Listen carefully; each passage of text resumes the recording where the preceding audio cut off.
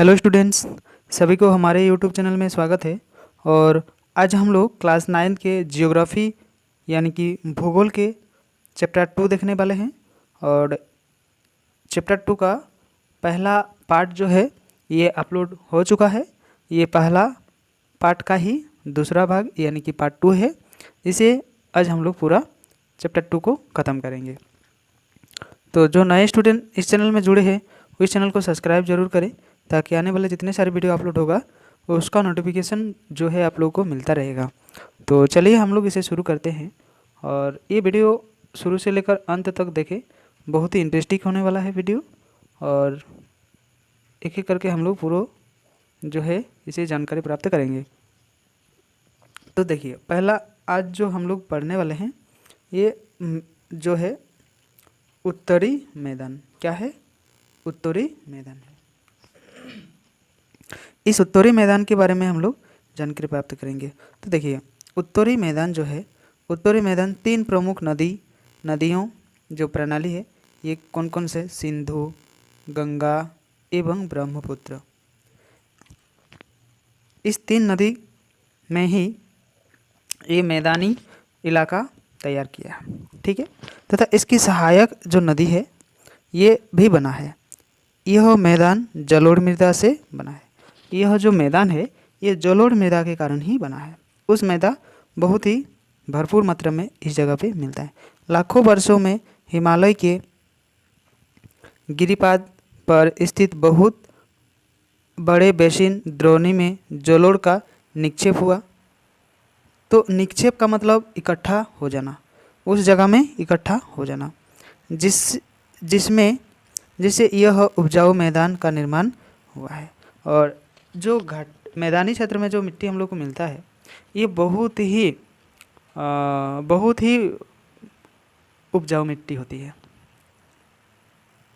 इसका विस्तार 7 लाख वर्ग किलोमीटर क्षेत्रफल पर है। और यह मैदान लगभग 2400 किलोमीटर लंबा एवं 240 से बड़ा यानी कि ब्रह्मपुत्र नदी में स्थित है, जो कि माजुली विश्व का सबसे बड़ा नदी द्वीप है जहाँ लोगों का निवास है। देखिए, ये मैदानी इलाका है, उत्तरी मैदान है, ठीक है। अब देखिए, इसमें हम लोग देखेंगे 320 किलोमीटर चौड़ा है। कितना है? 320 किलोमीटर है। यह सघन जनसंख्या वाला भौगोलिक क्षेत्र है और समृद्ध मृदा अपरदन, पर्याप्त पानी की उपलब्धता एवं अनुकूल जलवायु के कारण कृषि की जो दृष्टि होती है यह भी भारत का अत्यधिक उत्पादक क्षेत्र है, ठीक है। उत्तरी जो पर्वत है इससे आने वाली नदियाँ निक्षेपण कार्य लग जाती है, जो कि नदी से जो पानी बहता है उस पानी के द्वारा ही उस जगह में क्या होता है? इस मिट्टी का निक्षेप यानी कि जमाव पैदा होता है।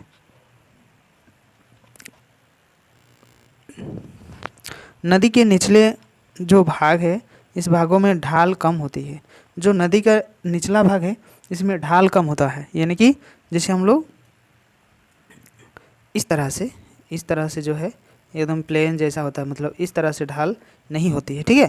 तो ये ढाल बहुत कम होता है, इसीलिए मिट्टी उस जगह में पानी के साथ साथ बह के आता है, लेकिन जम जाता है। क्या होता है? जम जाता है। और कारण नदी की गति कम हो जाती है। और जिसे देखिए, जो ढाल कम होगा तो नदी का जो स्पीड है ये तो एकदम कम होगा ही होगा, क्योंकि स्पीड में पानी जो है नहीं बहता है, जिसके परिणाम स्वरूप नदी द्वीपों का निर्माण हो जाता है। इसमें नदी का जो है ये द्वीप का निर्माण इस जगह में हो जाता है, ठीक है। अब देखेंगे हम लोग प्रायद्वीप पठार हम लोग किसे कहेंगे, इसे हम लोग आज देखेंगे। तो ये हो गया आपका प्रायद्वीप पठार, ठीक है। प्रायद्वीप पठार जो है एक मेज की आकृति वाला स्थल होता है। मेज मतलब टेबल। पुराने क्रिस्टल, आग्नेय तथा रूपांतरित शैल से बना है और ये गोंडवाना भूमि के टूटने एवं अपवाह जो है अपवाह के कारण बना है तथा यही कारण है कि यह प्राचीनतम भूभाग का एक हिस्सा है। क्या है? प्राचीनतम भूभाग का एक हिस्सा है। प्राचीन मतलब बहुत दिन पुराना। इस पठारी भाग में चौड़ी तथा छिछली घाटियों में गोलाकार पहाड़ियाँ हैं और इस पठार के दो मुख्य भाग है, जैसे मध्य उच्चभूमि तथा दक्कन का पठार। इस दो भाग है। नर्मदा नदी के उस क्षेत्र में प्रायद्वीपीय पठार का वह भाग है जो कि मालवा के पठार अधिकतर भागों में फैला हुआ है और उसे मध्य उच्च भूमि के नाम से भी हम लोग जानते हैं। विंध्य श्रृंखला दक्षिण में सतपुड़ा श्रृंखला तथा उत्तर पश्चिम में अरावली से घिरी है और पश्चिम में यह धीरे धीरे राजस्थान से बलुई तथा पथरीले मरुस्थल से मिल जाती है। और इस क्षेत्रों में बहने वाली नदियाँ बंचल, सिंध, बेतबा तथा केन जो है ये नदी है और यह दक्षिण पश्चिम से उत्तर पूर्व की तरफ बहती है। मतलब दक्षिण पश्चिम से उत्तर पूर्व की, मतलब ये हो गया आप लोगों का। रुकिए दिखाते हैं अच्छे से। ये हो गया आपका मैप, ठीक है, जैसा तैसा। तो कहाँ से देखिए, दक्षिण पश्चिम क्या है, दक्षिण पश्चिम से उत्तर पूर्वी। तो उत्तर पूर्वी हो गया आपका ये हिस्सा, दक्षिण पश्चिम तो दक्षिण हो गया, ये हो गया उत्तर तो पश्चिम, यानी कि इधर से इधर ये जाता है। ठीक है, इस प्रकार के क्षेत्र ये बहती है। देखिए ये प्रायद्वीपीय है जो कि पहाड़ी इलाका से पानी बह के जाता है। ठीक है, अब हम लोग देखेंगे मरुस्थलीय। भारत में किस तरह का मरुस्थल हम लोग को मिलता है ये हम लोग देखेंगे, जानेंगे अच्छे से, उसको ये भी करेंगे। अरावली पहाड़ी के पश्चिमी किनारे पर थार मरुस्थल में स्थित है और यह बालू के डिब्बों से ढका एक तरंगित मैदान है। इस क्षेत्र में प्रतिवर्ष 150 मिलीमीटर से भी कम वर्षा होती है। यानी 150 से कम वर्षा अगर होगा तो वहाँ पानी जो है ये बहुत कम है, इसीलिए उस जगह में क्या है, ज़्यादा से ज़्यादा क्या है, भूमि मरुस्थल बना हुआ है। इस शुष्क जलवायु वाले क्षेत्र में वनस्पति बहुत कम है। जब ये शुष्क क्षेत्र होगा तो वनस्पति भी बहुत कम होगा, वन उगेगा ही नहीं, पौधा उगेगा ही नहीं जब बारिश नहीं होगा। तो वर्षा ऋतु में ही कुछ सरिताएं दिखती है और उसके बाद बालू में ही विलीन हो जाती है। वर्षा ऋतु में थोड़ा बहुत ये उगता है और उसके बाद क्या हो जाता है, ये उस बालू में ही वो विलीन हो जाता है, मतलब वहीं पे उत्पन्न होता है और वहीं पे ख़त्म भी हो जाता है।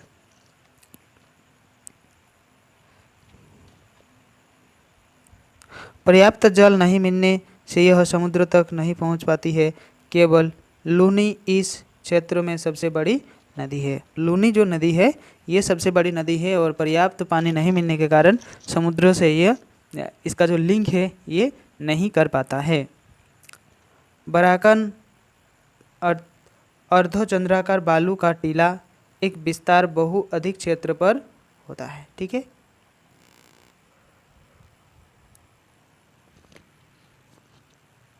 लेकिन लंबवत टीले भारत पाकिस्तान सीमा के समीप प्रमुखता से पाए जाते हैं और यदि आप जैसलमेर जाए तो बरकान के समूहों की जो देख है ये हम लोग वहाँ देख सकते हैं।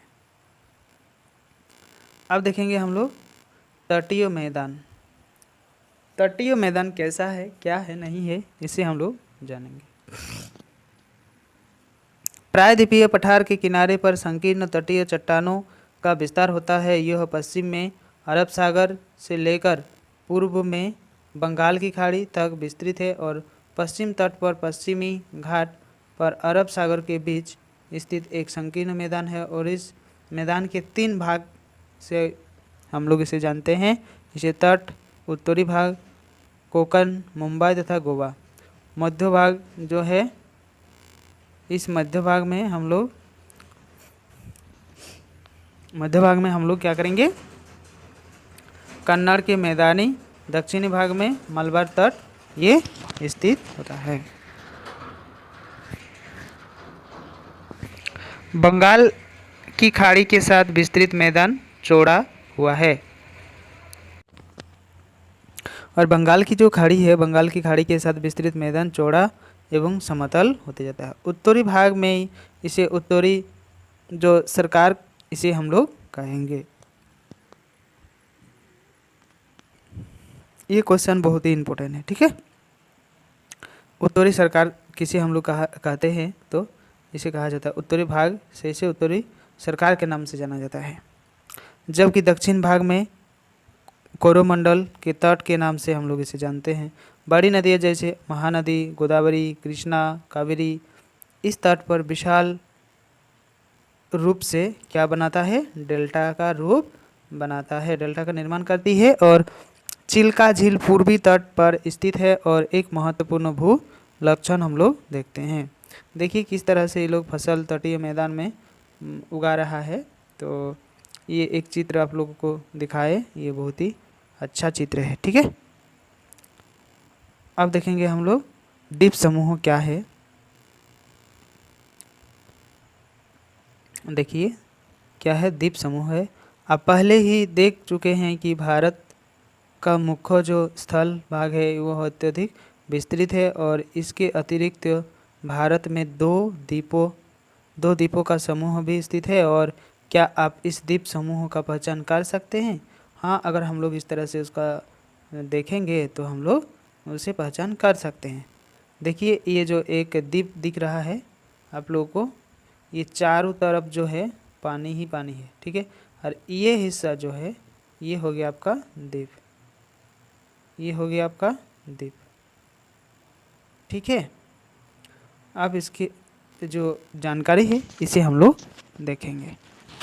केरल के मलबार जो तट है उसके पास स्थित लक्षद्वीप की स्थिति को ज्ञात हम लोग कर सकते हैं। द्वीपों का यह समूह छोटे प्रवास द्वीपों से बना है और पहले इसके जो लकाद्वीप है और मिनिकाई तथा एमी नद्वीप है, एमिन नद्वीप के नाम से इसे हम लोग जानते हैं तथा 1973 में इसका नाम लक्षद्वीप रखा गया। यह 32 वर्ग किलोमीटर के छोटे से क्षेत्र में फैला हुआ है। 32 वर्ग किलोमीटर छोटे से द्वीप में फैला हुआ है। काबारती द्वीप लक्षद्वीप प्रशासनिक मुख्यालय है और यह द्वीप समूह पर पादप तथा जंतु के बहुत से प्रकार पाए जाते हैं। पादप मतलब उद्भिद और जंतु मतलब जानवर, जैसे बहुत से प्रकार यहाँ हम लोगों को मिलता है। पिटली द्वीप जहाँ मनुष्य का निवास नहीं है वहाँ एक पक्षी अभयारण्य है, यानी कि एक प्रकार के जो पक्षी है इस पक्षी का निवास स्थान वहाँ हम लोग मानते हैं। अब बंगाल की खाड़ी के उत्तर से दक्षिण तरफ फैला द्वीप की श्रृंखला की ओर हम लोग ध्यान आकर्षित करेंगे तो अंडमान निकोबार द्वीप समूह इसमें हम लोग को देखने को मिलता है। यह द्वीप समूह आकार की जो संख्या है ये बहुत ही छोटा मोटा करके है। तो आज के लिए हम लोग यही इस वीडियो को स्टॉप करेंगे और जो इस चैनल में नए स्टूडेंट जुड़े हैं वही चैनल को सब्सक्राइब ज़रूर करें ताकि आने वाले जितने सारे वीडियो अपलोड होगा उसका नोटिफिकेशन आप लोग को मिलता रहेगा। और आप लोग एक लाइक ज़रूर करें, कमेंट्स भी करें, कोई सवाल पूछना है तो कमेंट्स में आप लोग पूछ सकते हैं और लाइक करने में हमें थोड़ा सपोर्ट मिलता है तो आप लोग लाइक करिए और इस वीडियो को अपने दोस्तों को शेयर कीजिए ताकि उसको भी इसका लाभ मिल सके। तो आज के लिए इतना ही, बस। सभी को थैंक